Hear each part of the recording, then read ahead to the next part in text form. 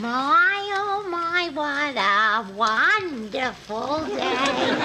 Is Uncle Archie still asleep? Yeah, but I'm gonna wake him up in a minute, and I'm fixing him a real treat. Breakfast in bed. Well, it ain't really breakfast, it's brunch. That's breakfast when you're late. See, they take the B off from breakfast and the unch from lunch, and they make it brunch. I better not bother you. You do your homework, and I won't say another word. Okay. What are you studying? Asia. Ooh, that's an interesting country. Asia's not a country, Aunt Edith. It's a continent. Oh, I wouldn't be surprised if you was right. Wow! I'll hold the door open for you. Oh, thank you. Zippity-doo-dah, zippity-yay. My, oh, my,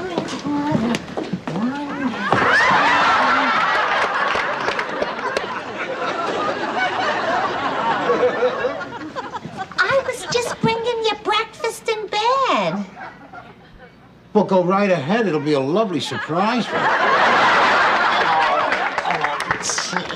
Oh, gee. You can eat it here. you. Breakfast in bed, eat it. You know that I wouldn't eat breakfast in bed the longest day I live.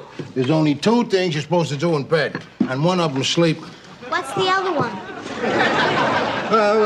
Having a headache. Why ain't you in school? School's over today.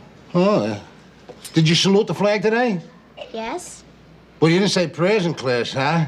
No. See, I knew that. See what the world is coming to here. What did you do in school? We studied Asia. You see, Dad? Nothing about God. They waste time studying about some dopey little country in the back of nowhere that don't mean nothing to nobody. Asia is a continent. I know all about it, Edith. And it's full of a lot of godless commie gooks. Oh, Archie. They're not godless. Most people in Asia believe in Buddha. Yeah, well, let me tell you something. You know what's got the world in the shape it's in today? Buddha, the Pope, Marx, and Lemons. Tell that to your teacher. And don't be fresh. Finish your homework, Steffi. Now, look at this. I ain't got time even to eat around here, Edith. I gotta go. Wouldn't you think maybe sometime of bringing me my breakfast in bed? Gotta get down to the bar. Harry and me is hiring a waitress today. If we don't find somebody this afternoon, we're gonna be in big trouble tonight. Well, why did Boom Boom quit? Well, her boyfriend, you know, he got out of the slammer. And he wants her to live with him at least until he gets caught again. Oh, I'm sorry that you can't have your brunch. Well, that's okay. You save it for later, you know, for my brother.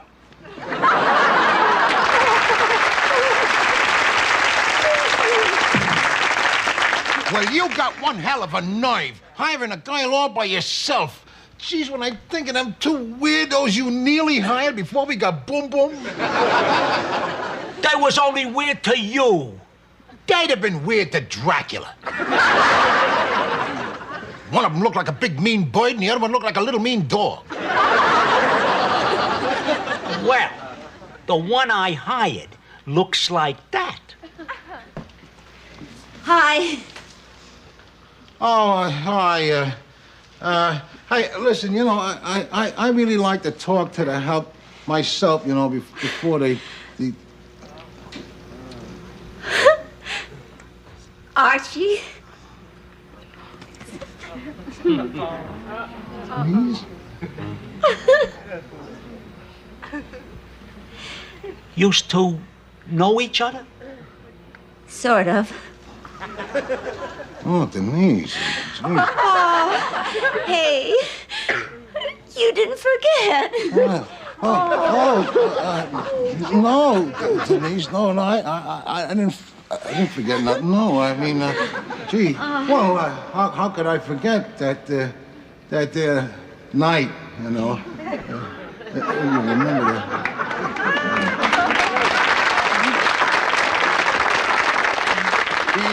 Che se tu sei per me, We suffer one and suffer few. Follow me to Moraine, my muse.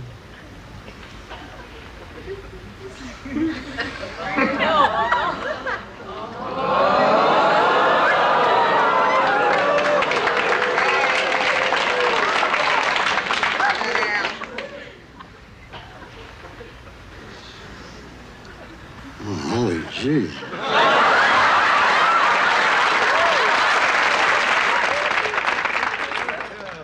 Well, I guess it's true what they say. It's a small world, huh? It's a small world, Archie.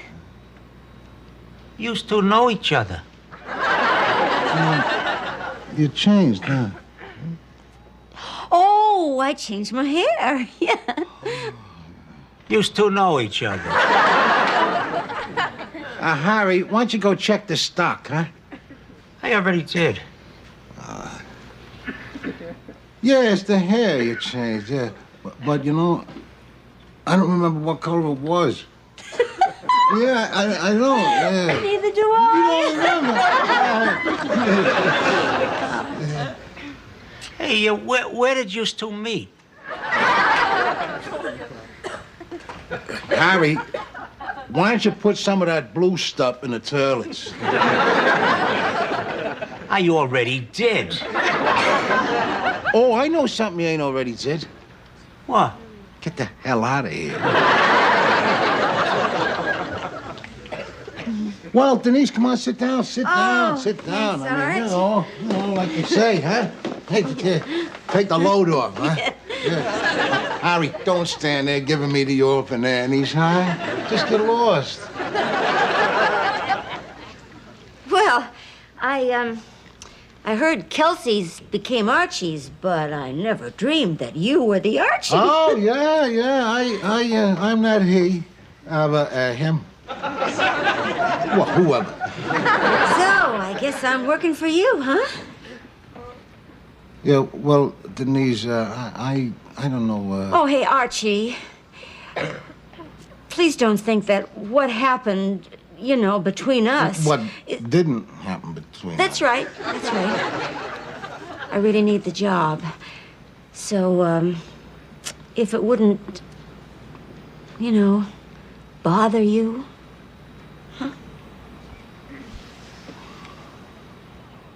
No, what the hell? I ain't gonna bother you. No, that's a rule. Hey, we're grown-up people here, you know. I count myself an adult, and you an adulteress.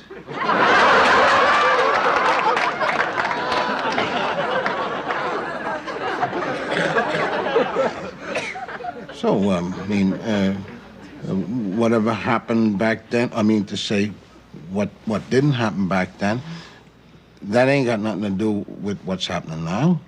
Huh? No, we're being very... Mature. mature. Yeah.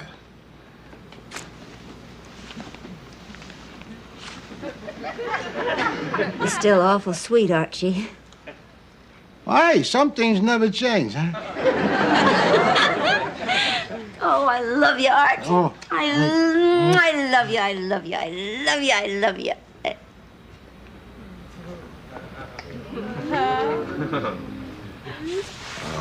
Hey, Denise, maybe you hadn't ought to, you know, do these things to me, you know. Oop, I didn't touch nothing, did I? No? Hey, Arch. Can I ask you something? Yeah, sure, go ahead. Why didn't you stay with me that night? Oh, well, I couldn't. I don't mean that I couldn't. I mean, I couldn't. I know. You love your wife. Yeah, I'm scared of her, too.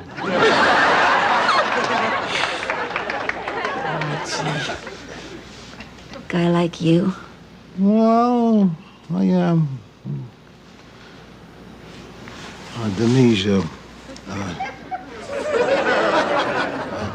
I wonder if I could ask you to do me a favor. Oh, sure, Arch. Well, nothing like that. Come over here, huh? See, I tell you, I didn't eat nothing today because I was in a hurry getting over here. So, could you just run down to the corner to the bakery there, pick me up a prune Danish there and a container of black coffee? You got it, Arch. While you're there, Denise, you pick up something yourself, huh? They got some of them delicious sugary bear claws down there. Oh, hey, I like those. Yeah. Thanks a lot, Arch. I'll see you in a minute. Yeah. I'll see you in a minute there.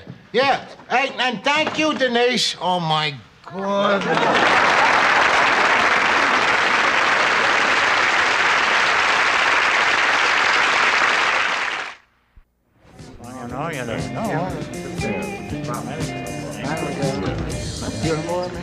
You got my rye high and beer, Archie? Yeah, here's the rye high and here's the beer. Okay. I'm coming through there, Archie. Oh, true. Look out for the boxes there. Look out. Oh, Harry, I'm going to need 2 CC's and soda. Yeah, sure, sweetie. Give us some room, will you? What the hell are you looking at? Hey, Arch. Hay is for horses. That new waitress? Now that's class. You know class like a Puerto Rican knows pate de foie bread. Well, what I mean is, she ain't stacked like Boom Boom, but... Hey, come on. In this establishment, no dirty words. What dirty words? You got my 2 CC's and soda? Yeah, honey. Thanks, Harry. I can't help it, Arch. Now, that's a great waitress. And a swell personality. Good looking, too. How would you know that, Mr. Van Rensselaer? I got good ears. Very true.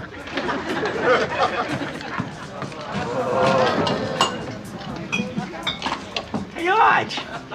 Look who's here. I'm dead.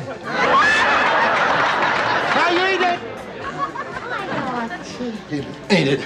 Edith, come here. I see you hired a waitress. Oh, well, no, Harry hired her. Oh, she's very pretty. Yeah, come over here, Edith. Come over here, yeah. Pretty, huh? Well, I don't know. See, I've been so busy running around here doing things that I ain't had a chance to look at nothing. Yeah. There's something very familiar about her. Oh, no. She ain't familiar. She's as cold as ice. But Yeah. I mean, she looks like somebody I've seen somewhere. Yeah, well, that could be. They tell me she lives kind of close. Where? Yeah, well, like you say, somewhere, see? You're making me dizzy. I'm just trying to make you feel at home, Edith. Yeah, sit down. Yeah, go ahead. No, don't sit down. Jeez, what are you doing here? Well, you said that you might be in big trouble, so I yeah. come down to help out. Yeah, well, as you can see, we already hired a waitress here, so we don't need you. So why don't you take a run home, huh? No, hold it. Stand here. What's the matter with you? Yeah, now go. Why? Because who's taking care of the kid, hon? Sybil Gooley. Sybil Gooley, that's terrible. A Sybil Gooley, she could teach that child anything. Like what? Like how to be ugly. Edith, go home. No, I don't want to. I want to sit down here and relax and have a ginger ale. This is a terrible thing, yeah. All right, Edith. All right, you just sit here and relax, have a ginger ale. Now, just sit here, see? Now, don't stare at nobody. Just look off in the distance there. Yeah. Hey. Hi, Arch. Denise, yeah. Hey, being it's your first night on the job, how would you like to knock off early? Oh, no, Arch, the tips are great. This is a terrible thing here. Oh, Mr. Van Rensselaer, can we do anything for you? No, I'm fine. Oh, swell, yeah. Hello. Oh, Can hi. Can I get you anything? No, thank you. I'm being waited on. My husband is getting me a ginger ale. Your husband? Yeah, Mr. Bunker, Archie. I'm Mrs. Bunker, Edith. I hope you're gonna like it here. Well, Don't let Archie bother you. He barks, but he don't bite. I know. What is your name? Denise? Denise, that's a pretty name. Why don't you sit down? Oh, no. Oh, yeah, come on, sit down and talk a little. I have an Aunt Mildred who loves the name Denise. She named her first baby Denise before she was born. But when she was born, she turned out to be a boy, so they couldn't name her Denise. So the family had to think of a boy's name that sounded like Denise. I'll bet they called him Dennis. No, Charlie. See, there already was a Dennis in the... Oh.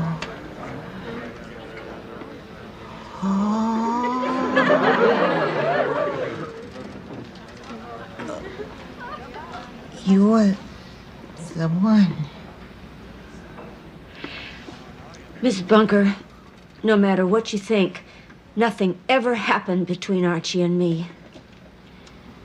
I know. I only saw him that one night. Yeah, he told me. And all we did was have one little dance. Yeah, I know. And 2 little kisses. I'm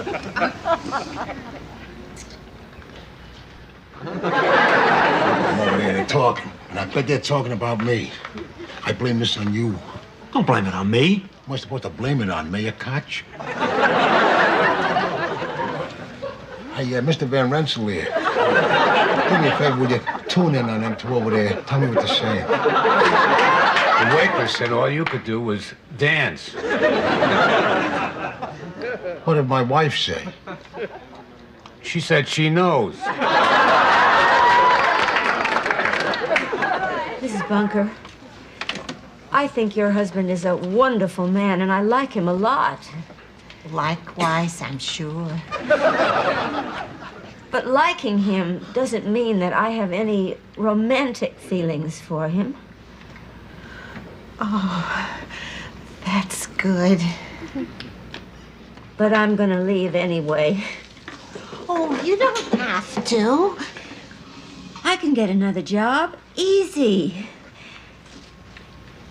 And I think it'd be better for everybody if I left right now.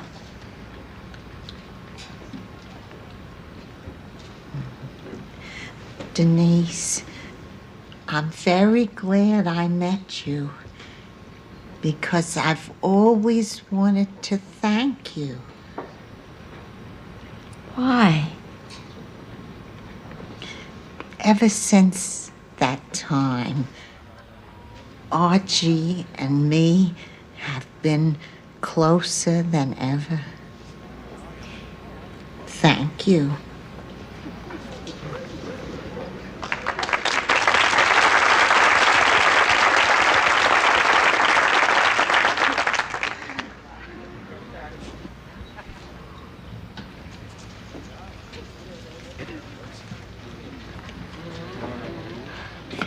Hey, Arch, could I see a minute? Quiet, old blue eyes. I've decided to leave. Oh, Edith said something to you, huh? Oh, no. Oh, she's been swell. It just wouldn't work out. It'd be too rough on me to stay here. Oh, yeah, I perfectly understand that. But ain't it gonna be rough on you leaving me? I mean, quitting your job. Oh, I'll be all right. After all, we're being very, Mature. Yeah, mature. Thank you very much, Mr. Van Rensselaer. You're still awful sweet, Archie.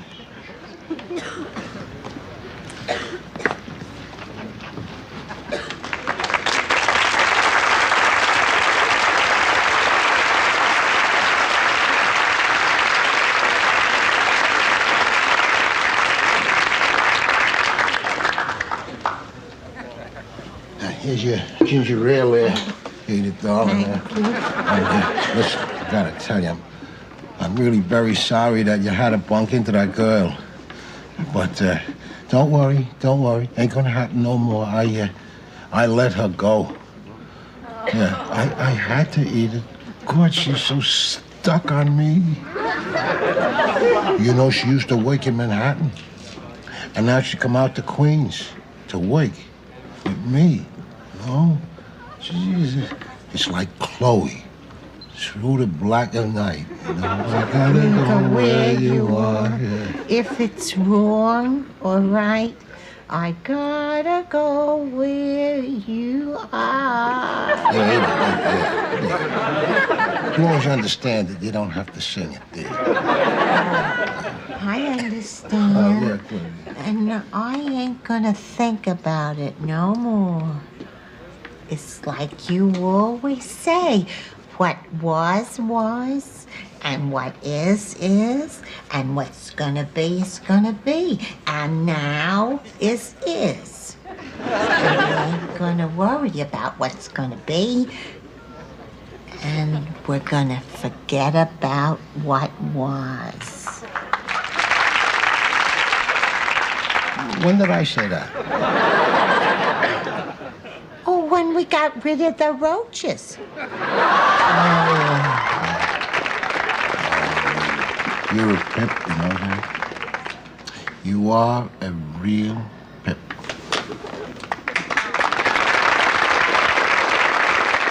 No time for refreshment now, Edith. See, the customers here, they're all drying out from all of this here emotion. Now you said you come down here to work. Oh, so let's work. all right. Let's shake your tail for them, Edith, huh? Yeah. Thanks, Lord, you relieved my pain.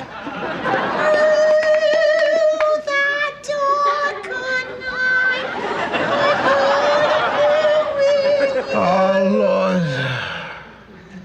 Thou givest with one hand and takest away with the other.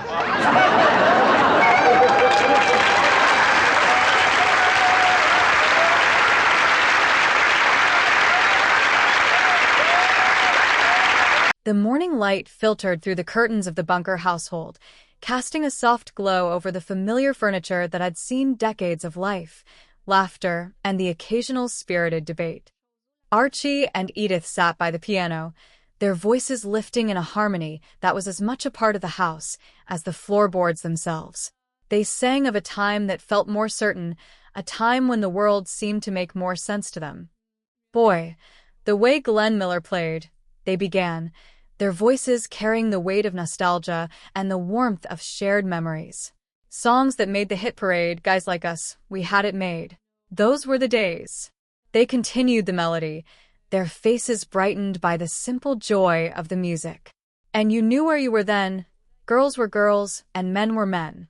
Wished that we could use a man like Herman Hoover again. The lyrics flowed naturally, reflecting a longing for a past that they held dear in their hearts.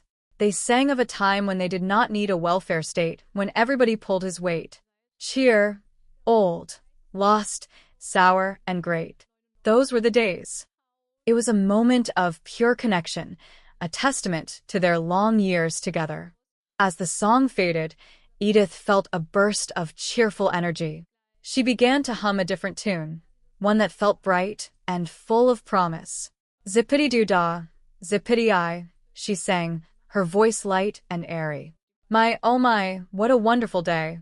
She looked toward the stairs, thinking of their guest.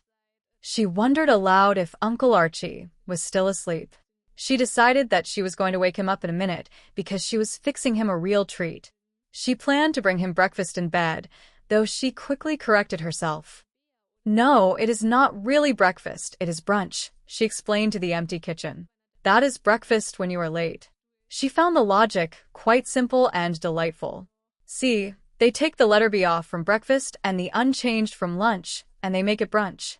Little Stephanie was sitting nearby, focused on her schoolwork. Edith did not want to be a distraction. "I'd better not bother you," she said softly. "You do your homework, and I will not say another word."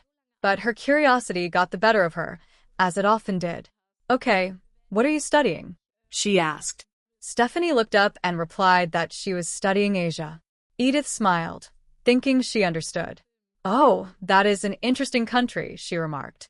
Stephanie, with the patience of a child who knew more than the adults around her, corrected her aunt. "Asia is not a country, Aunt Edith, it is a continent." Edith accepted this with her usual grace. "Oh, I would not be surprised if you was right," she said, her admiration for the girl's education evident. Edith moved toward the bedroom, balancing a tray with care. She saw Stephanie watching and smiled. "I will hold the door open for you," the girl offered. "Oh, thank you," Edith replied, continuing her cheerful song. Zippity-doo-dah, zippity-I. My, oh my, what a wonderful day. She entered the room where Archie was beginning to stir. "I was just bringing you breakfast in bed," she announced. Archie, still half asleep, grumbled, but did not immediately protest. "Well, go right ahead," he said. Edith beamed. "It will be a lovely surprise for you. Let us see. You can eat it here." However, the reality of breakfast in bed soon clashed with Archie's practical nature. "Breakfast in bed? Edith?" he asked, his voice regaining its usual gruff edge. "You know that I would not eat breakfast in bed the longest day I live. There are only two things you are supposed to do in bed, and one of them is sleep." Edith, always innocent, asked what the other one was. "Well, having a headache," Archie replied flatly. He sat up and looked at the clock, then at the girl in the other room. "Why are you not in school?" he called out. "School is over today," Stephanie answered. Archie sighed. "Oh, yeah. Did you salute the flag today?" When she confirmed she had, he pressed further about whether they said prayers in class. When she said no, Archie turned to Edith with a look of vindication. "See, I knew that. The world is coming to hear." He asked what they had done in school, and when Edith mentioned they studied Asia, Archie's frustrations boiled over. "You see that? Nothing about God. They waste time studying about some dopey little country in the back of nowhere that does not mean nothing to nobody." Edith tried to interject with the fact that Asia is a continent, but Archie was on a roll. "I do not know all about it, Edith. And it is full of a lot of godless gobbledygooks."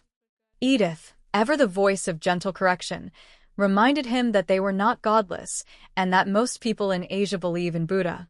Archie scoffed. "Yeah, well, let me tell you something. You know what has got the world in the shape it is in today? Buddha, the Pope, Marx, and lemons."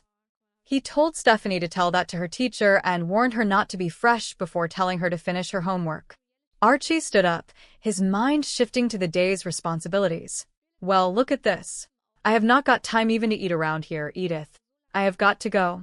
Edith felt a twinge of disappointment. "Would you not think maybe some time of bringing me my breakfast in bed?" she asked wistfully. Archie was already focused on the bar. "I have got to get back to the bar. Harry and me is hiring a waitress today. If we do not find somebody this afternoon, we are going to be in big trouble tonight." Edith asked why the previous waitress, Boom Boom, had quit. Archie explained that her boyfriend had gotten out of the slammer and wanted her to live with him, at least until he got caught again. Edith expressed her regret that he could not have his brunch, but Archie told her to save it for later for his supper. At the bar, the atmosphere was thick with the anticipation of a busy night. Harry was there, and the two men were discussing the difficulty of finding good help. Archie remarked on the importance of hiring a girl by himself, recalling the two weirdos Harry had nearly hired before.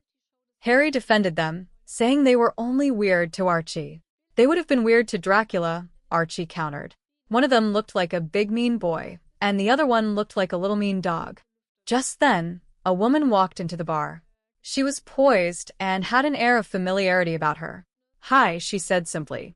Archie, wanting to maintain his professional authority, started to speak. "Oh, hi. Hey, listen, I really like to talk to the help myself, before they. He stopped mid-sentence. His eyes widened as he recognized her. Denise? He whispered. They looked at each other for a long moment. It seemed they used to know each other, at least sort of. Archie was visibly flustered. Oh, Denise, geez. Oh, hey. You did not forget. Archie tried to play it cool. Yeah, oh, no. No, Denise, no. I did not forget nothing, no. He stammered about not being able to forget a certain night, though he claimed he did not quite remember the details. Harry watched the exchange with curiosity. It was a small world, Archie remarked, trying to shake off the awkwardness. Denise agreed, noting how much Archie had changed. Archie pointed out that she had changed her hair.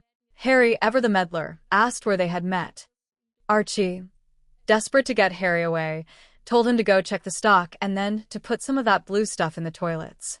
When Harry said he already had, Archie told him to just get the hell out of there. Archie invited Denise to sit down. Take the load off, he said, finally getting Harry to leave them alone. Denise admitted she had heard Kelsey's bar had become Archie's, but she never dreamed he was the Archie in question. Archie corrected her with a bit of his usual wordplay, saying he was not he was him. Denise told him she really needed the job and hoped what had happened or had not happened between them would not be a problem. Archie, trying to act like a mature businessman, agreed. No, what the hell, man? No, that is all right. We are grown-up people here. I count myself an adult, and you an adulteress. He caught himself, realizing his choice of words was a bit off, but they both agreed to be mature about the situation. Denise smiled at him. You are still awful sweet, Archie, she said. Archie wondered aloud why some things never change. In a sudden burst of dramatic flair, Denise told him she loved him, repeating it several times. Archie, panicked, asked if she had been ordered to do that and checked if she had touched anything. Denise then asked the question that had clearly been on her mind for a long time. Why did you not stay with me that night?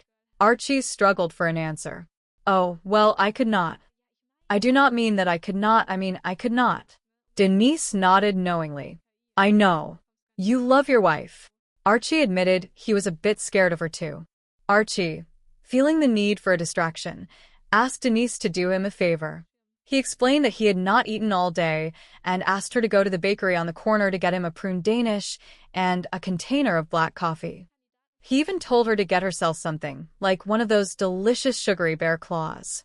Denise was happy to oblige and headed out. A short time later, the bar was beginning to fill up. Harry was back behind the counter, and Archie was managing the floor. Harry noted that the new waitress had class. He compared her favorably to the previous help, noting she had a swell personality and was good-looking too. Archie, defensive of his professional environment, told Harry not to use dirty words when Harry made an appreciative sound. Suddenly, the door opened and Edith walked in. Archie's heart sank. I am dead, he muttered to himself. Hi, Edith, she said cheerfully. Archie tried to act natural as Edith noted that he had hired a waitress. She thought the woman was very pretty and felt there was something very familiar about her. Archie tried to downplay it, saying she was as cold as ice. He tried to get Edith to go home, worried about who was taking care of Stephanie. When Edith said the girl was with a neighbor, Archie complained that the neighbor was ugly and could teach the child bad things. But Edith wanted to stay, relax, and have a ginger ale. While Edith was sitting there, Denise returned. She approached the table, not realizing who Edith was at first. Can I get you anything? She asked. Edith politely declined, saying her husband was getting her a drink. When Denise realized she was speaking to Mrs. Bunker, the atmosphere became tense. Denise immediately tried to assure Edith that nothing had ever happened between her and Archie. I know, Edith said calmly. Denise explained they had only met that one night and had only had one little dance and 2 little kisses. Archie and Harry watched from a distance, Archie convinced they were talking about him. He blamed Harry for the situation. Mr. Van Rensselaer, a regular at the bar, was asked to listen in. He reported that the waitress said all they did was dance, and that Edith said she knew. Back at the table, Denise told Edith that she thought Archie was a wonderful man and she liked him a lot. Edith appreciated the sentiment, but was glad to hear there were no romantic feelings. Denise decided it would be better for everyone if she left and found another job. Edith, however, thanked her. She told Denise that ever since that night, she and Archie had been closer than ever. Denise said her goodbyes to Archie, telling him one last time that he was awful sweet. Archie then brought the ginger ale to Edith. He tried to apologize for her having to run into the girl, claiming he had let her go because she was too stuck on him. Edith, with her infinite wisdom and capacity for forgiveness, told him she understood. She quoted Archie's own philosophy back to him. What was, and what is, and what is going to be is going to be. Archie, relieved and touched by his wife's grace, decided it was time to get back to work. He told Edith it was time for refreshment and asked her to help out. He felt a sense of peace returning to his world. Through the dark of night, he thought, "The Lord gives with one hand and takes away with the other." The day had been full of surprises, but in the end, it was the enduring bond between him and Edith that remained the strongest melody of all. The evening light filtered through the lace curtains of the living room in Queens, casting a warm, amber glow over the worn furniture that had seen decades of life. Archie Bunker sat at the piano, his fingers tracing the familiar keys with a sense of nostalgic longing. Beside him, Edith stood with a gentle smile, her voice ready to join his in a ritual that transcended the simple act of singing. It was a melody of the past, a tribute to a time they both carried in their hearts like a treasured heirloom.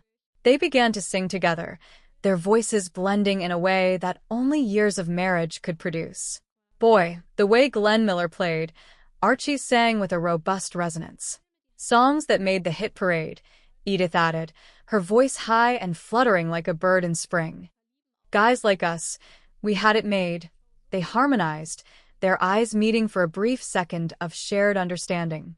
Those were the days, they concluded, the final note lingering in the air like the scent of old lavender. The song continued, a rhythmic journey through their memories. And you knew where you were then, when girls were girls and men were men.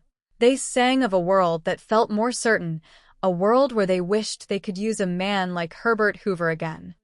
In their minds, they traveled back to a time when they did not need a welfare state because everybody pulled his weight.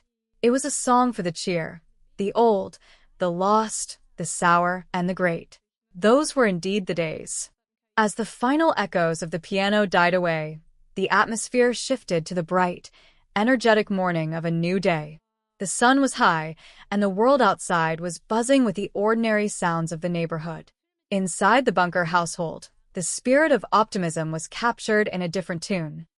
Zippity-doo-dah, zippity-I, Edith hummed as she busied herself in the kitchen. My, oh my, what a wonderful day. She looked toward the stairs, wondering if the master of the house was stirring. Is Uncle Archie still asleep? She asked, her voice carrying a note of playful curiosity. Stephanie, young and focused on her schoolwork at the table, looked up. Yeah, but I am going to wake him up in a minute, the girl replied. Edith beamed, her hands moving with purpose as she prepared a tray. And I am fixing him a real treat. Breakfast in bed. Stephanie tilted her head, a bit confused by the timing.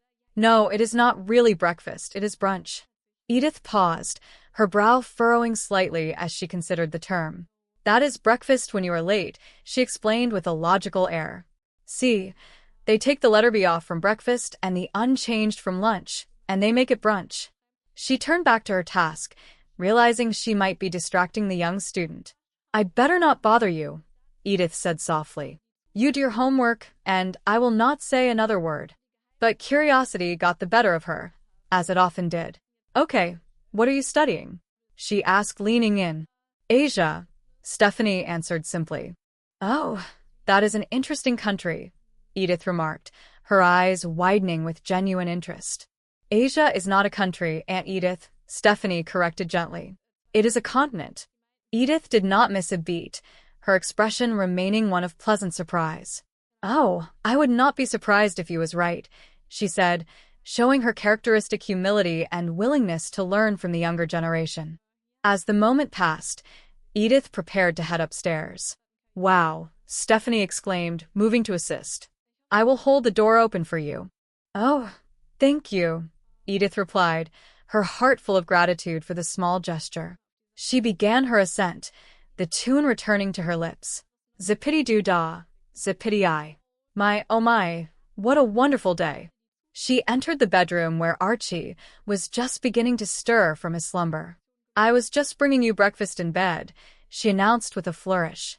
Archie looked at her, his face a mask of grumpiness that served as his default reaction to almost everything. Well, go right ahead, he muttered. It will be a lovely surprise for you, Edith said, her enthusiasm undimmed. Let us see. You can eat it here. Archie sat up, his brow furrowing in deep disapproval. Breakfast in bed, Edith? You know that I would not eat breakfast in bed the longest day I live. He shook his head as if the very idea was an affront to his dignity.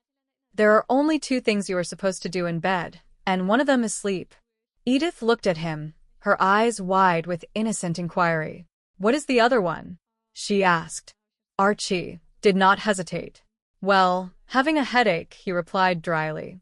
He turned his attention to Stephanie, who had followed Edith into the room. Why are you not in school? He demanded.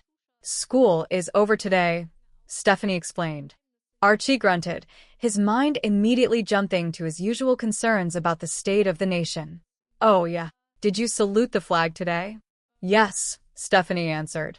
Well, you did not say prayers in class, huh? Archie asked, his tone suggesting he already knew the answer. No, the girl replied.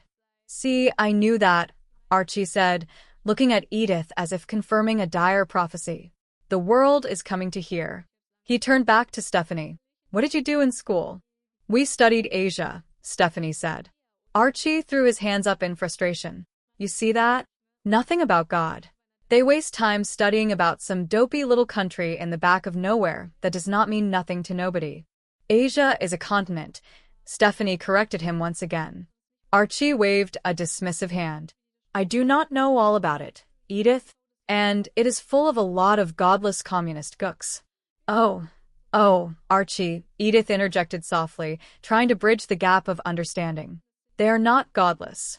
Most people in Asia believe in Buddha. Archie scoffed, his convictions unshakable. Yeah, well, let me tell you something. You know what has got the world in the shape it is in today? Buddha, the Pope, Marx, and lemons. Tell that to your teacher. And do not be fresh. He turned his attention back to his own schedule, the demands of the day pressing in on him. Finish your homework, Steffi. He looked at the tray Edith had brought. Well, look at this. I have not got time even to eat around here, Edith. I have got to go. Edith felt a pang of disappointment. Would you not think maybe some time of bringing me my breakfast in bed? She asked, a small hope flickering in her voice. Archie was already moving, his mind on his business. I have got to get back to the bar. Harry and me is hiring a waitress today. If we do not find somebody this afternoon, we are going to be in big trouble tonight. Edith followed him as he prepared to leave. Well, why did Boom Boom quit? She asked. Archie sighed. Well, her boyfriend, you know. He got out of the slammer and he wants her to live with him. At least until he gets caught again. Oh, I am sorry that you cannot have your brunch, Edith said sincerely. That is okay, Archie replied, reaching for his coat. You save it for later, you know. For my bruppa. The scene shifted from the quiet domesticity of the bunker home to the lively atmosphere of Archie's place, the bar that served as the center of Archie's professional life. The air was thick with the scent of aged wood and the faint linger of tobacco and spirits. Harry, Archie's business partner, was already there, his face etched with the weariness of a man who had seen too many long nights. Well, you've got one hell of a knife, Harry remarked as Archie entered. Hiring a girl all by yourself. Geez, when I think of them two weirdos you nearly hired before we got Boom Boom. Archie bristled at the criticism. They was only weird to you, he countered. They would have been weird to Dracula, Harry shot back. One of them looked like a big mean boy, and the other one looked like a little mean dog. Archie ignored him, focusing on the task at hand. Well, the one I hired looks like that. He pointed toward a woman who had just entered the establishment. Hi, the woman said, her voice carrying a sense of confidence and a hint of a past Archie had not expected to encounter today. "Oh, hi," Archie stammered, his usual bravado momentarily failing him. Hey, listen, I really like to talk to the help myself. Before they..." He stopped mid-sentence as their eyes locked in recognition. "Archie?" she asked, her voice softening. "Denise?" Archie replied, the name escaping his lips like a ghost from another life. "Used to know each other?" Harry asked, his curiosity piqued by the sudden change in Archie's demeanor. "Sort of," Archie said quickly. "Oh, Denise, geez. Oh, hey. You did not forget." "Yeah, no. No, Denise, no," Archie continued, his thoughts racing. "I did not forget nothing, no. I mean, gee, well, how could I forget that night, Denise smiled, a knowing look in her eyes. "I do not remember," she said playfully. A voice from the corner interrupted them, a customer lost in his own world. "In the case of today, my man, we shall talk war and self-abuse.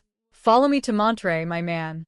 "Thank you," Denise said, acknowledging the strange interjection with grace.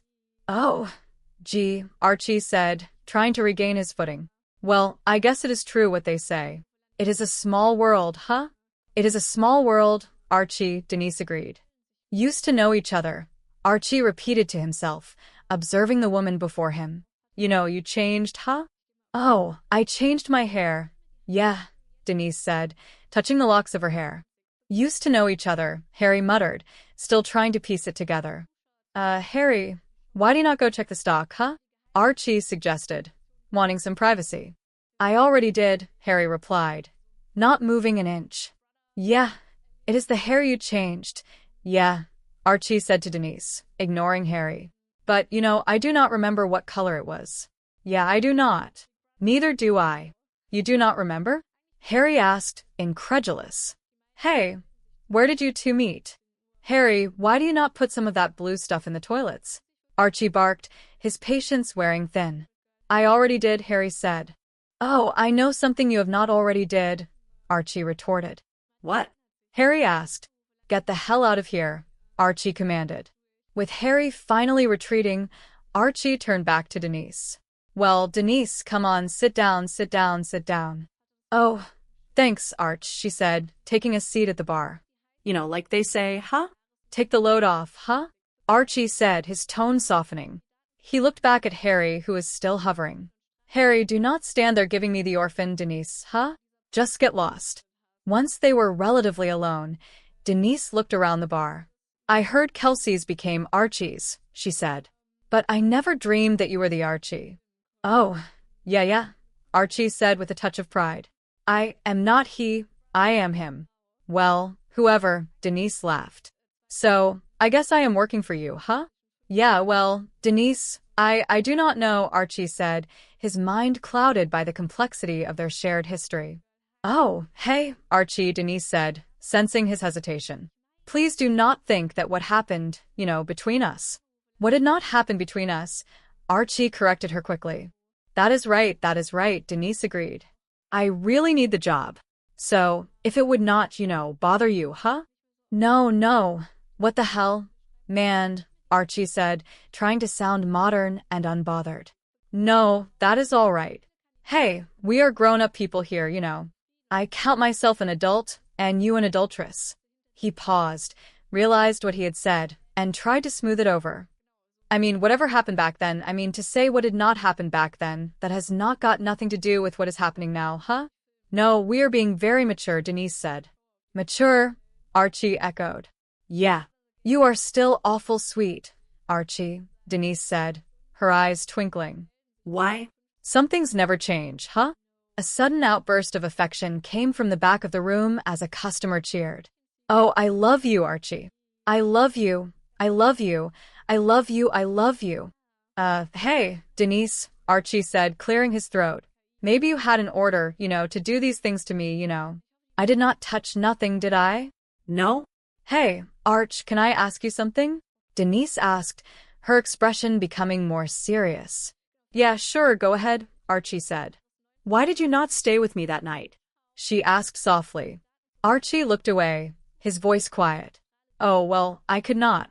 I do not mean that I could not. I could not. I know, Denise said, a gentle smile on her face. You love your wife. Yeah, I am scared of her, too, Archie admitted with a rare moment of honesty. Well, it is a guy like you, Denise said, her voice trailing off. Archie looked at her, a thought occurring to him. Denise, I wonder if I could ask you to do me a favor.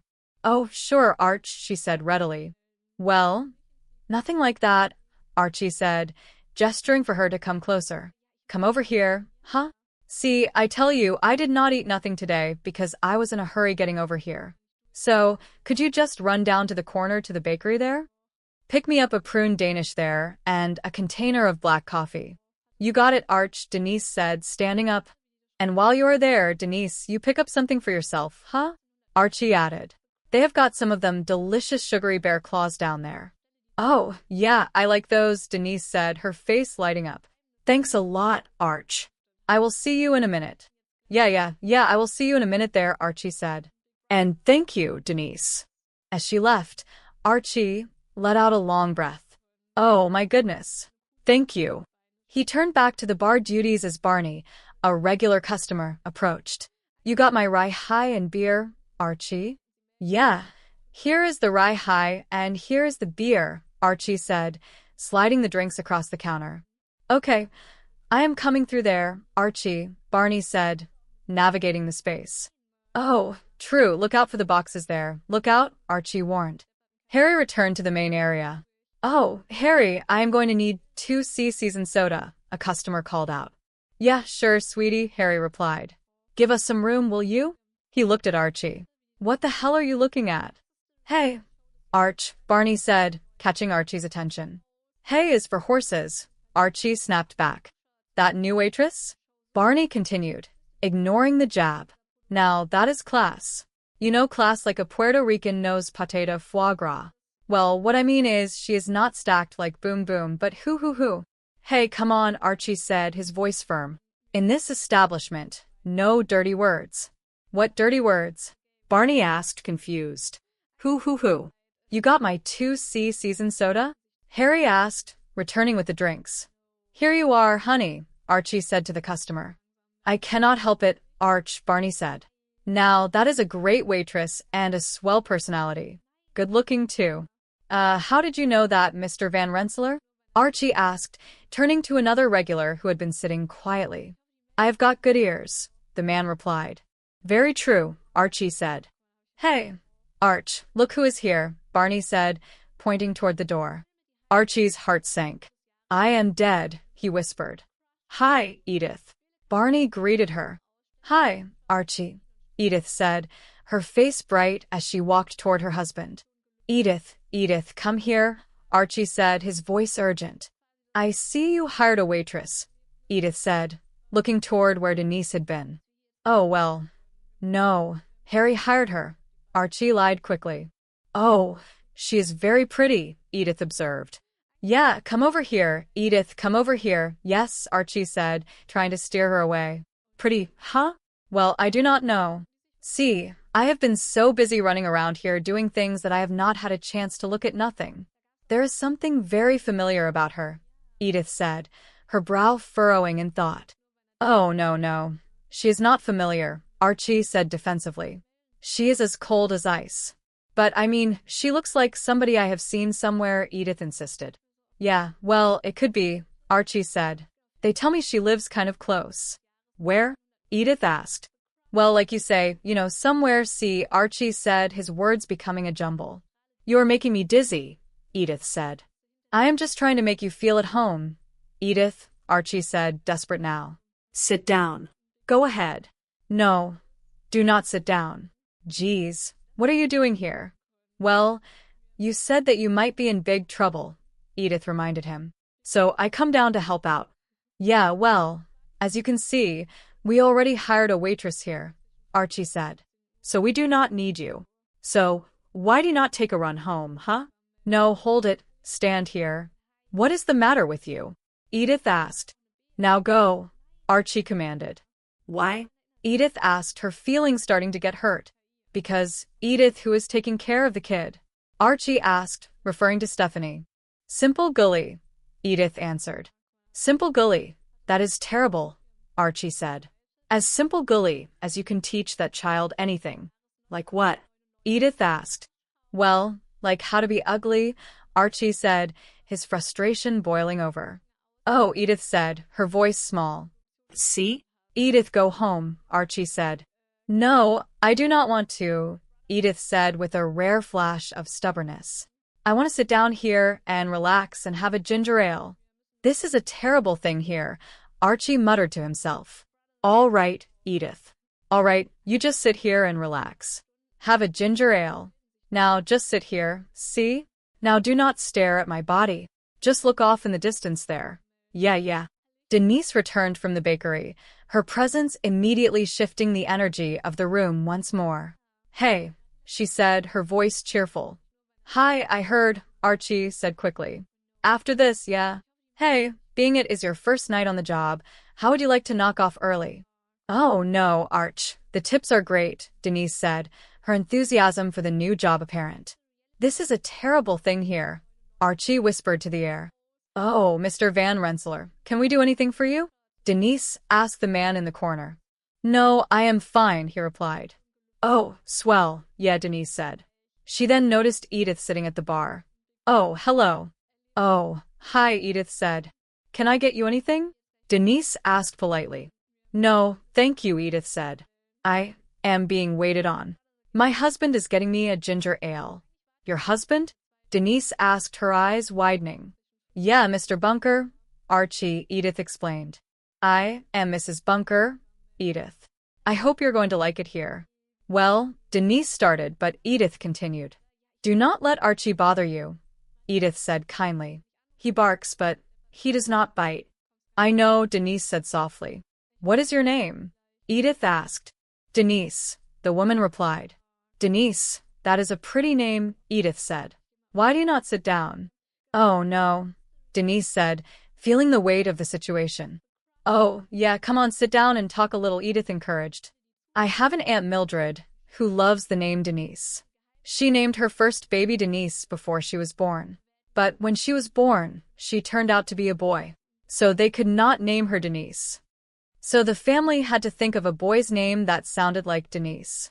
I will bet they called him Dennis, Denise guessed. No, Charlie, Edith said with a straight face. See, there already was a Dennis in the... Archie approached them, his nerves on edge. Oh, he interrupted. You are the one, Edith said, looking at Denise with a sense of sudden realization.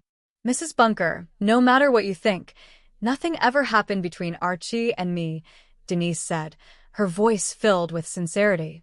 I know, Edith said calmly. I only saw him that one night, Denise added. Yeah, he told me, Edith said. And all we did was have one little dance, Denise said. Yeah, I know, Edith replied. And 2 little kisses, Denise added. Archie pulled Harry aside. Come over here, they are talking. I bet they are talking about me. I blame this on you. Do not blame it on me, Harry said. Who am I supposed to blame it on, Mayor Koch? Hey, Mr. Van Rensselaer, Archie said to the man in the corner. Do me a favor, will you tune in on them two over there? Tell me what they're saying. The waitress said all you could do was dance, the man reported. What did my wife say? Archie asked. She said she knows, the man replied. Back at the bar, Denise was looking at Edith with admiration. Mrs. Bunker, I think your husband is a wonderful man, and I like him a lot. Likewise, I am sure, Edith said. But liking him does not mean that I have any romantic feelings for him, Denise clarified. Oh, that is good, Edith said. But I am going to leave anyway, Denise announced. Oh, you do not have to, Edith said. I can get another job easy, Denise said. And I think it would be better for everybody if I left right now. Denise turned to Edith. Denise, I am very glad I met you, because I have always wanted to thank you. Why? Denise asked, surprised. Ever since that time, Archie and me have been closer than ever, Edith said, her voice thick with emotion. Thank you. Denise walked over to Archie. Hey, Arch, could I see you a minute, huh? My little blue eyes, Archie said, trying to be casual. I have decided to leave, Denise said. Oh, Edith said something to you, huh? Archie asked. Oh, no, oh. She has been swell, Denise said. It just would not work out. It would be too rough on me to stay here. Oh, yeah, I perfectly understand that, Archie said. But is it not going to be rough on you leaving me? Quitting the job? Oh, I will be all right, Denise said. After all, we are being very, mature. Yeah, mature, Archie agreed. Thank you very much, Mr. Van Rensselaer, Denise said to the man in the corner. She turned back to Archie one last time. You are still awful sweet, Archie. As Denise walked out the door, Archie brought a glass to Edith. Here is your ginger ale, Edith, darling. Listen, I have got to tell you. I am really very sorry that you had to bunk into that girl. But, do not worry, do not worry. It is not going to happen no more. I let her go. Yeah, I had to, Edith, Archie continued, his voice taking on a dramatic flair. God, she is so stuck on me.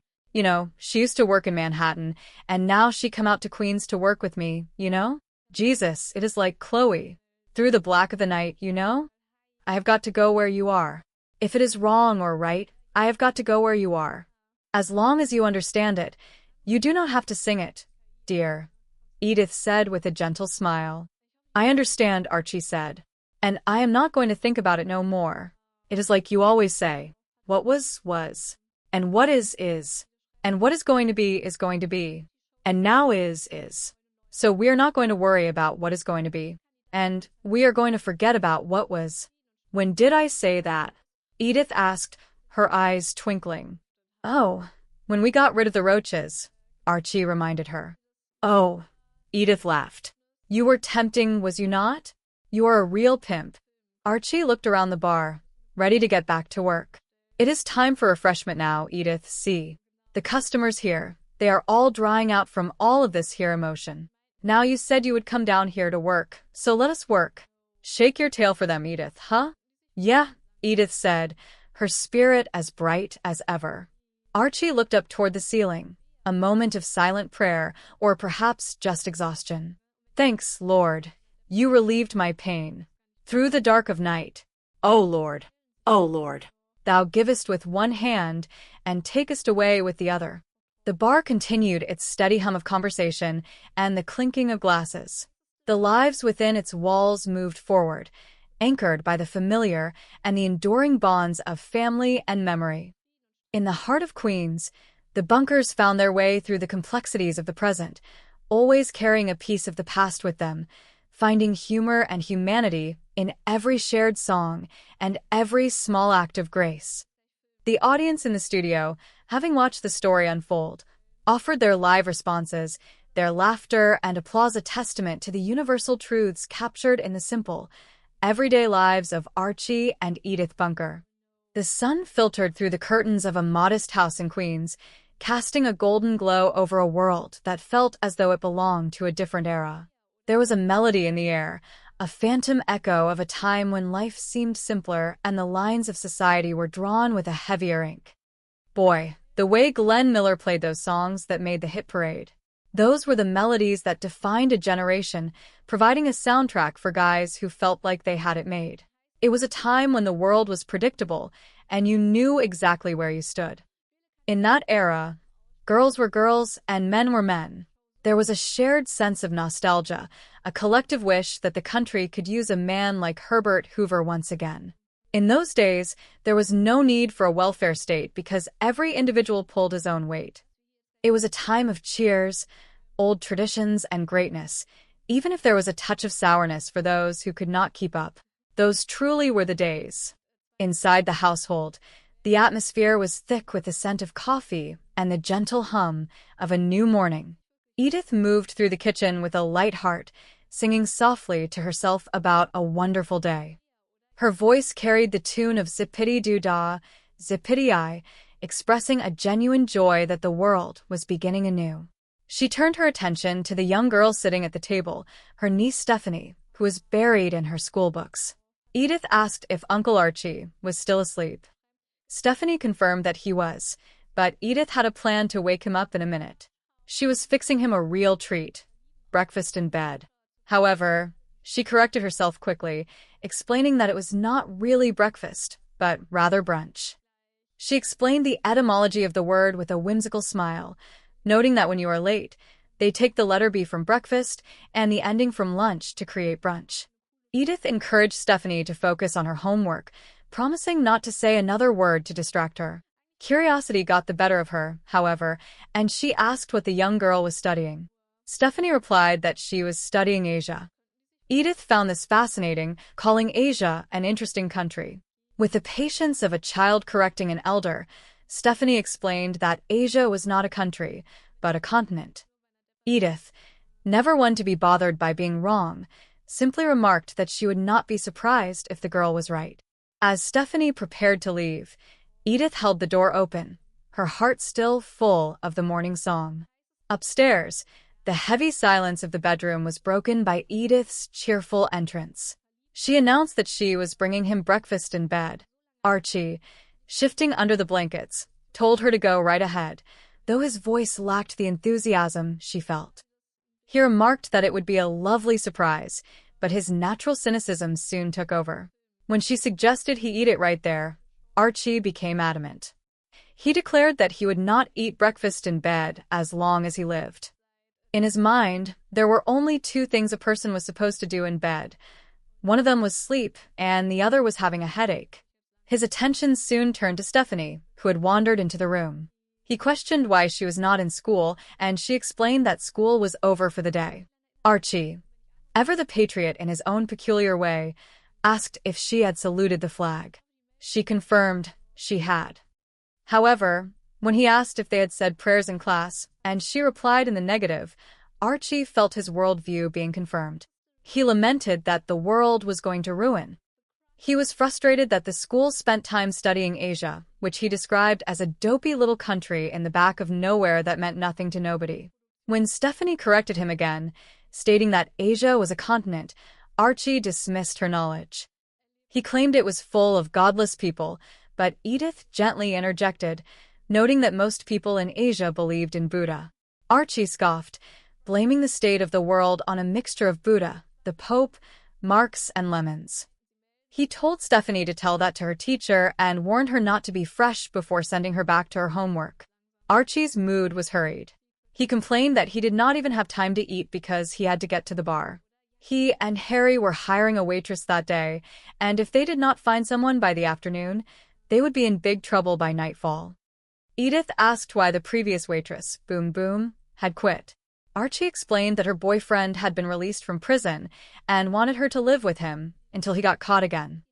Edith expressed her regret that Archie could not enjoy his brunch, but he told her to save it for later, calling it his bruppa. At the bar, the atmosphere was different. It was a place of business and neighborhood banter. Archie arrived to find Harry waiting. He expressed his frustration at the prospect of hiring a girl all by himself, remembering the strange candidates they had encountered before. One had looked like a mean boy, and the other like a mean dog. As they discussed the requirements, a woman entered the establishment. She was the applicant. Archie, wanting to handle the interview personally, approached her. His eyes widened as recognition set in. The woman was Denise. It was clear that they had known each other in the past, a fact that Archie tried to downplay in front of Harry. He was flustered, unable to remember the details of the last time they had seen each other, including the color of her hair.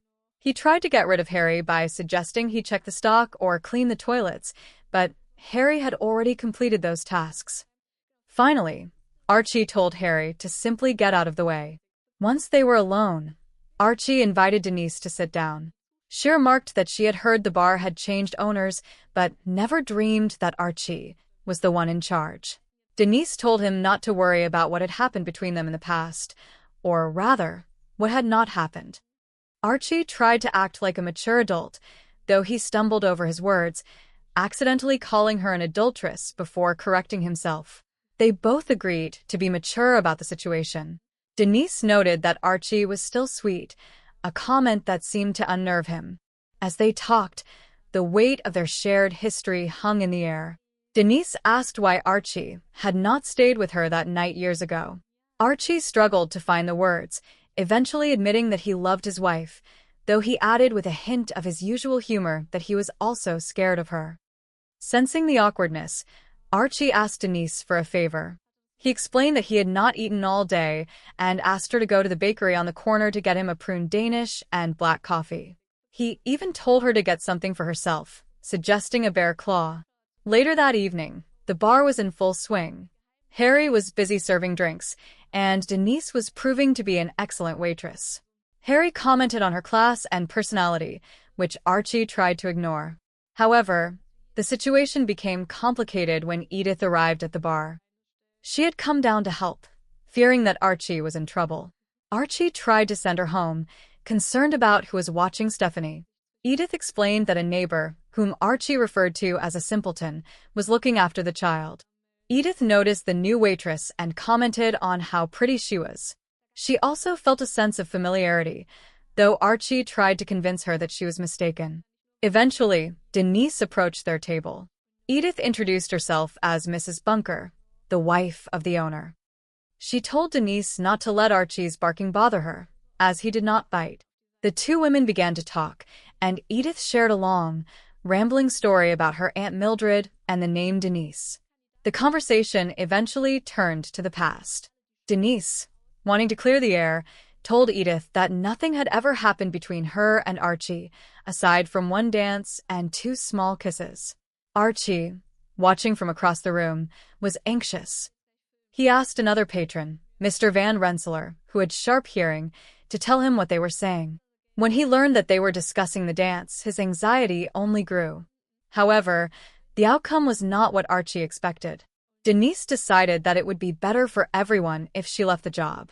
She told Edith that she could find work elsewhere and did not want to cause any trouble. Edith, in a moment of profound kindness and humanity, thanked Denise.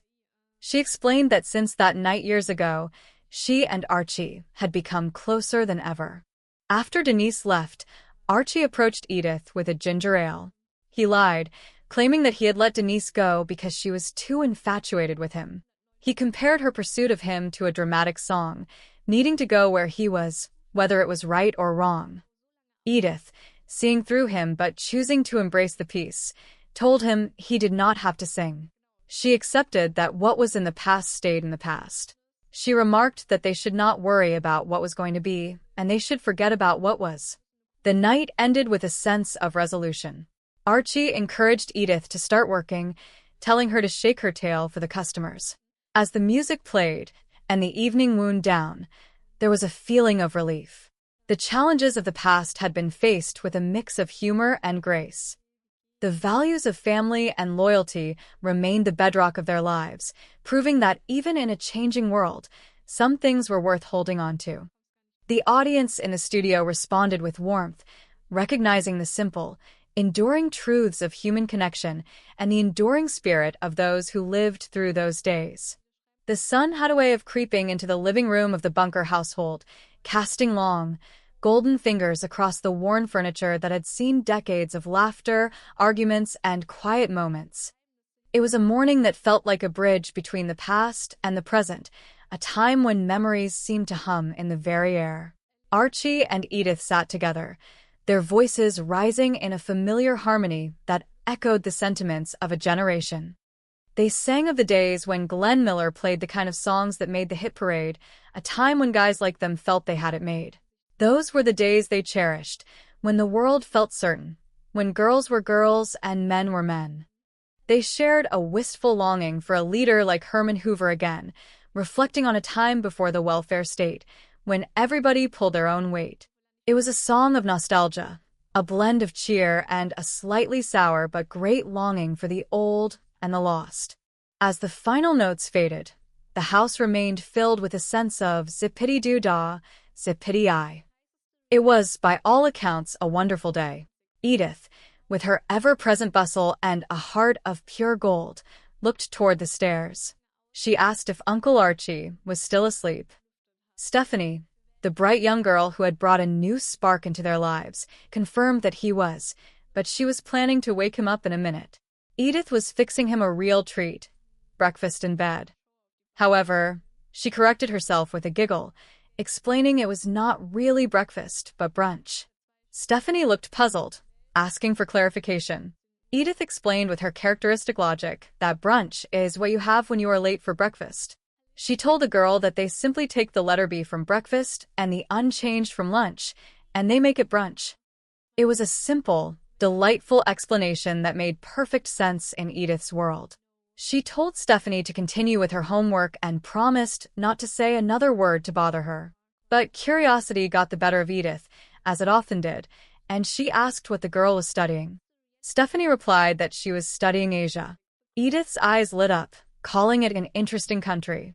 Stephanie, with the gentle patience of a child teaching an elder, corrected her, saying that Asia is not a country but a continent. Edith, never one to be discouraged by being wrong, simply smiled and said she would not be surprised if the girl was right.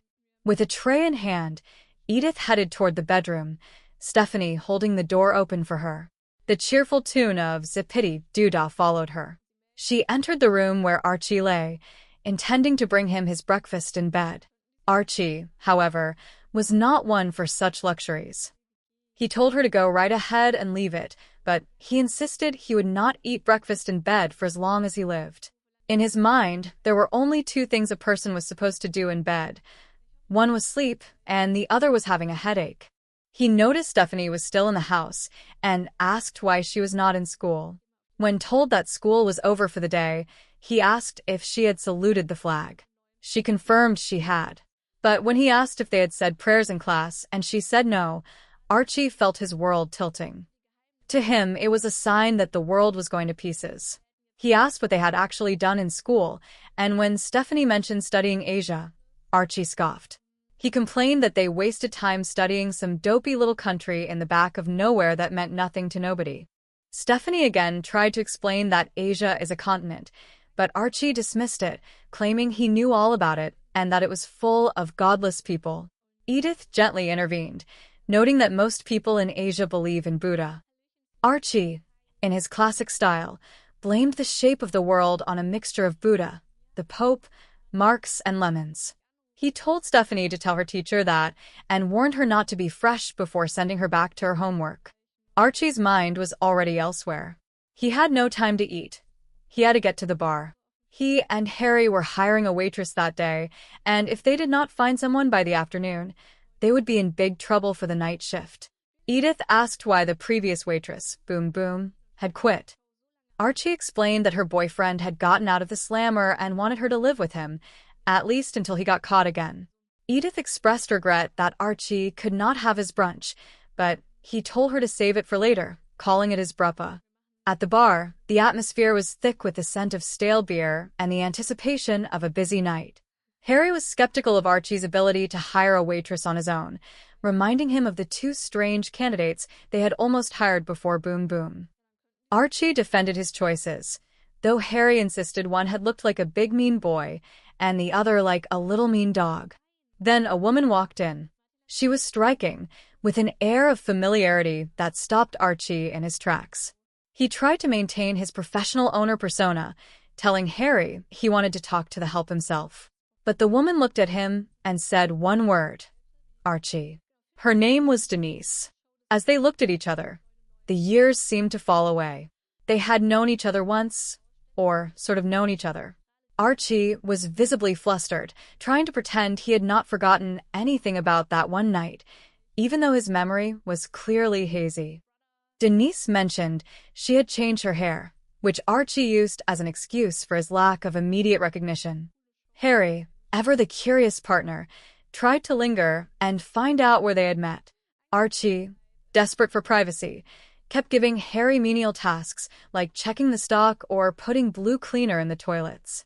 Finally, he just told Harry to get lost. Once they were alone, Archie invited Denise to sit down.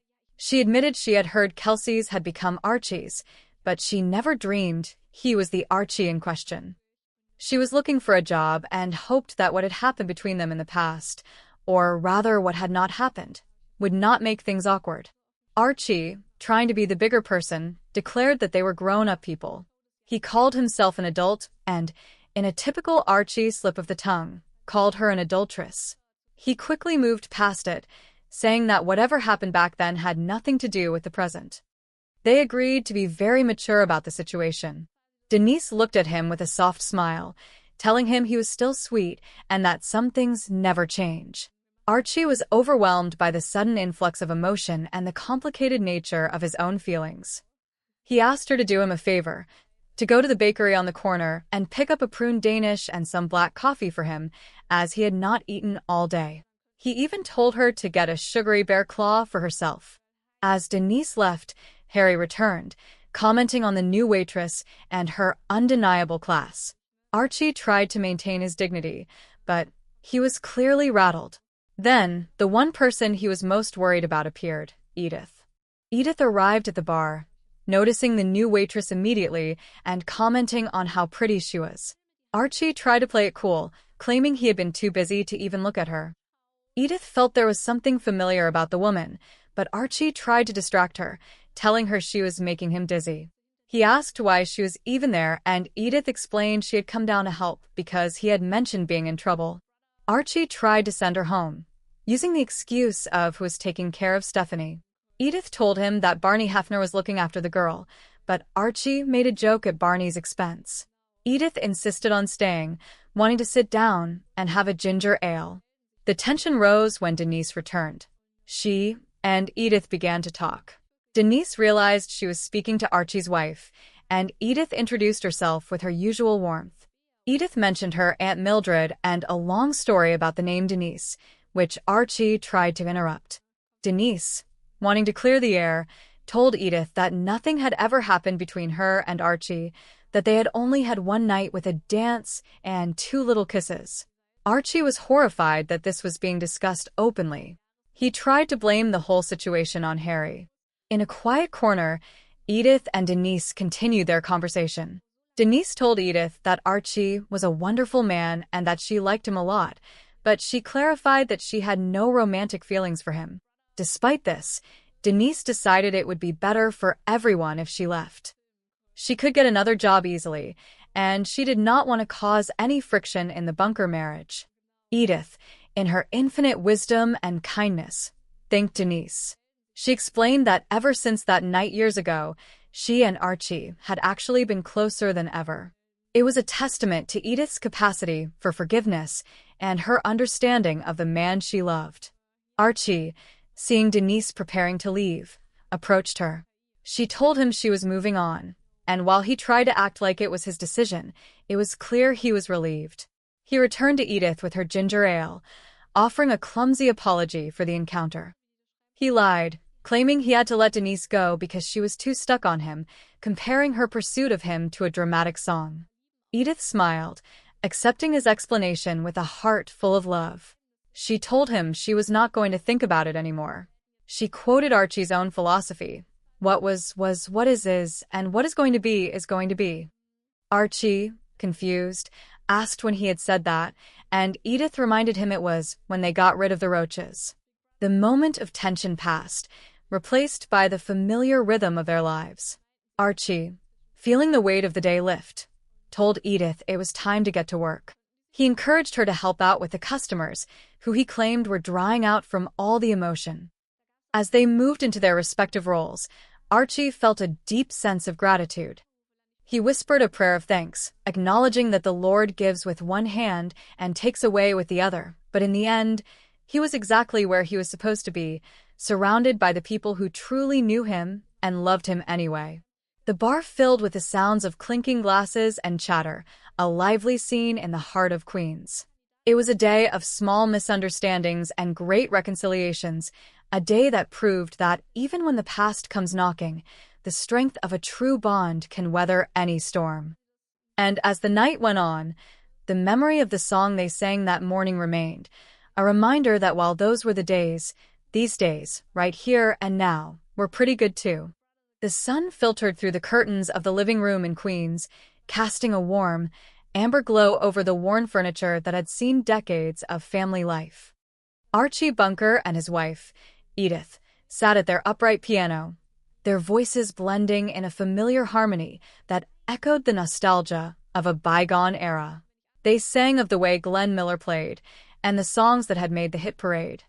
To Archie, those were the days when guys like them had it made, when the world felt predictable and certain.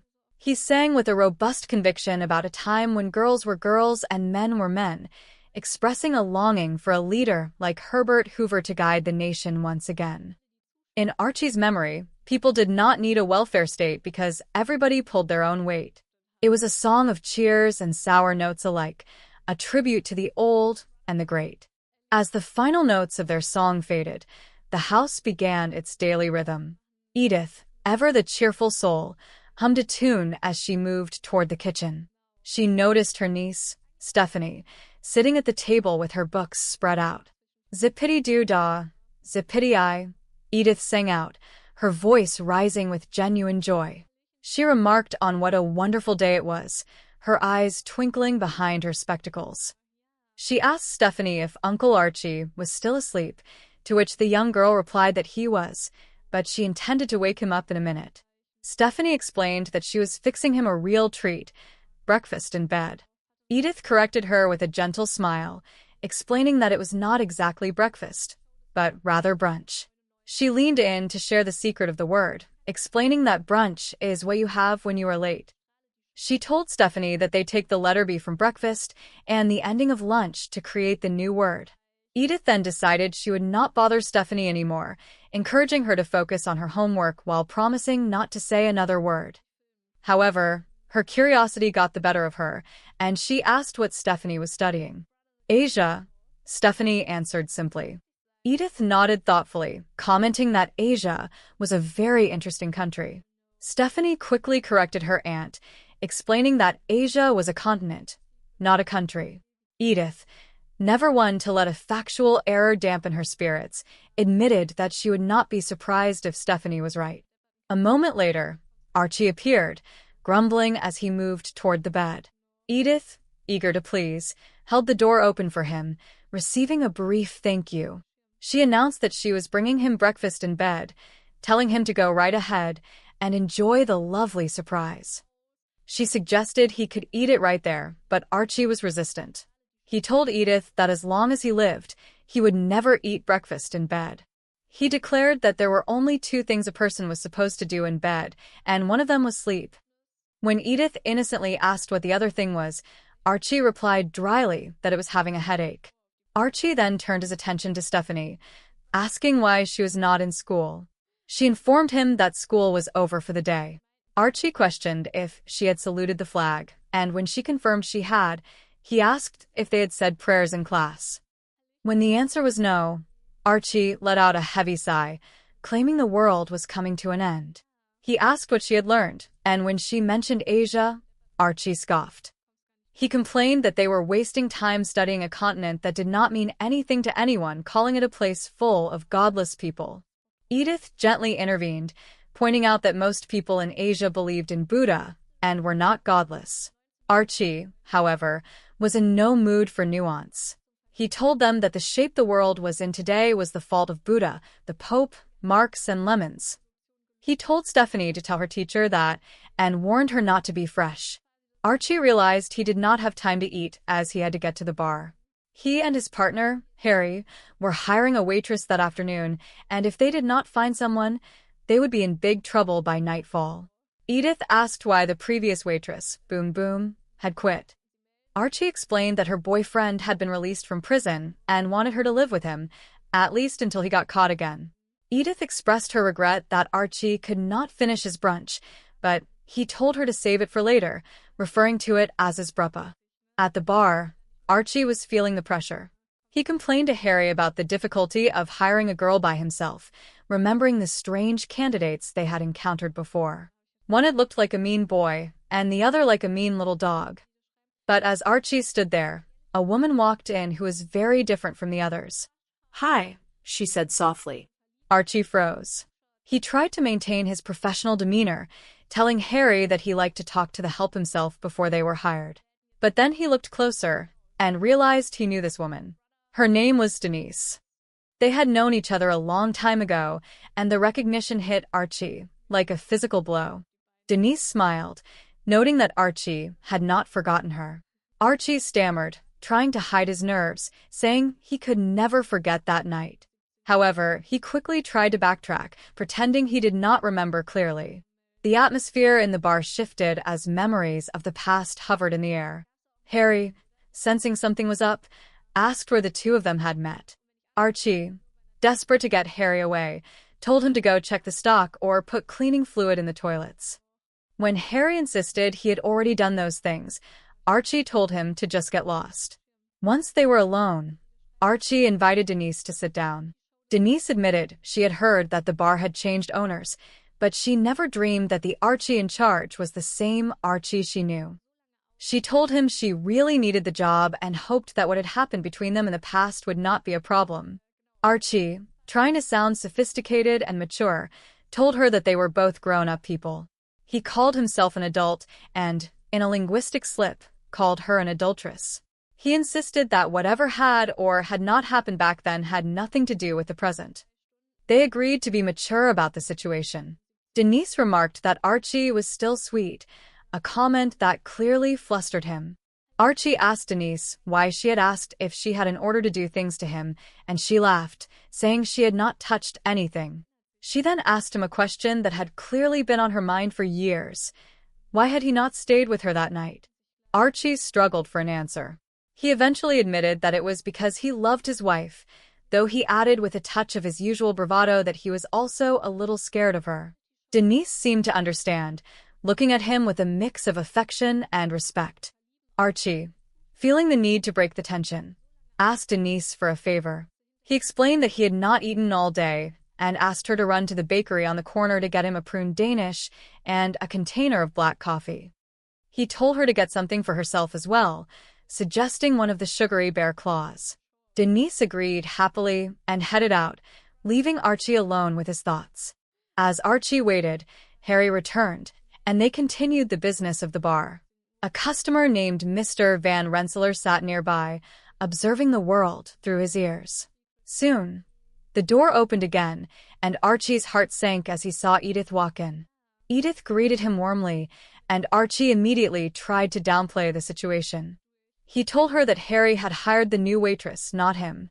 Edith looked at Denise, who had returned with the coffee, and remarked that she was very pretty. She also felt a sense of familiarity, though she could not quite place where she had seen the woman before. Archie tried to convince Edith to go home, worried that the truth about his past acquaintance with Denise would come out. He used the excuse that someone needed to look after Stephanie, but Edith explained that the girl was with a neighbor. She insisted on staying to help out, wanting to relax and have a ginger ale. While Archie was distracted, Edith and Denise began to talk. Denise, being honest and kind, told Edith that nothing had ever happened between her and Archie. She explained they had only met that one night, had one dance, and 2 little kisses. Archie watched them from a distance, terrified of what was being said. He asked Mr. Van Rensselaer to listen in and report back. The old man told him that the waitress said all they did was dance, and that Edith had responded by saying she knew. In their private conversation, Denise told Edith that she thought Archie was a wonderful man but clarified that she had no romantic feelings for him. She decided it would be best for everyone if she left the job immediately, despite Edith's protests that she did not have to go. Denise insisted, saying she could find work elsewhere easily. Before she left, Edith thanked her. She told Denise that ever since that night years ago, she and Archie had been closer than ever. Denise approached Archie one last time to tell him she was leaving. Archie, still trying to save face, pretended it was his idea because the situation was too rough on her. They agreed once more that they were being very mature. After Denise walked out the door, Archie turned to Edith. He handed her a ginger ale and told her he was sorry she had to run into that girl. He lied to his wife, claiming that he had let Denise go because she was too stuck on him. He spun a tale about how she had moved from Manhattan to Queens just to be near him. Edith, ever the wise and forgiving soul, simply smiled. She told Archie she would not think about it anymore. She quoted Archie's own philosophy back to him, saying that what was, and what is, and what is going to be, is going to be. Archie, momentarily confused by his own logic, asked when he had said that. Edith reminded him that he had said it when they finally got rid of the roaches in their house. The tension of the day began to melt away. Archie looked at his wife and saw the steady, unwavering love that had sustained him through all his bluster and mistakes. He felt a profound sense of relief. He told Edith it was time for some refreshment and suggested they get to work. He told her to shake her tail for the customers, and Edith, always happy to be of service, began her work with a light heart. As the evening at the bar continued, Archie felt a deep sense of gratitude. He whispered a quiet prayer, acknowledging that while life took things away, it also gave in return. He looked around his bar at his wife and at the community of people around him, and he knew that despite the changing world, he was exactly where he was supposed to be. The ghosts of the past had been laid to rest, replaced by the enduring strength of a marriage built on forgiveness and a shared history. The laughter of the customers and the clinking of glasses filled the air, a symphony of the present moment that was, in its own way, just as great as the days he so often longed for.